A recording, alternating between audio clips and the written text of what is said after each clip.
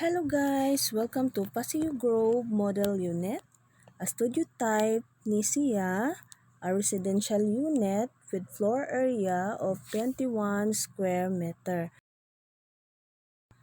Located ni siya sa Humay-Humay, Lapu-Lapu.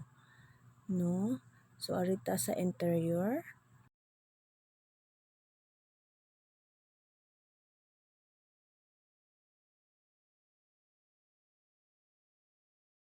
Mauna ang ihang sulod. Depende nimo o unsaon na nimo siya diha pag-design.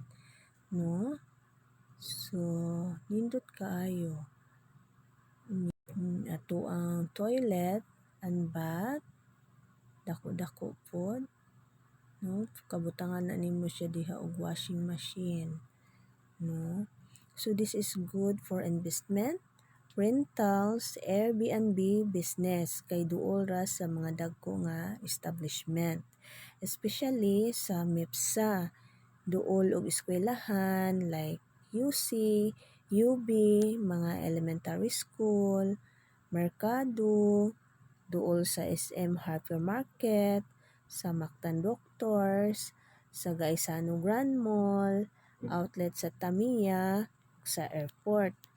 O one ride pod sa kanang going to SM Cebu, Park Mall or Colon, sakay lang ka og bus kung mag-commute ka. Very accessible ni siya kay sentro for everything gyud, no? For as low as 7,000 monthly equity, barato kaayo. Pwede ra maladerize ang payment. Kung ganahan pud mo og space nga dako, naa pud tay 1 bedroom, 2 bedroom, or duha ka unit, i-combine lang nimo siya. No?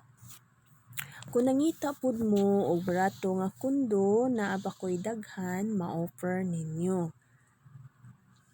Sa ganahan mo view ani sa model unit or sa actual site, free assistance ra gyud ta.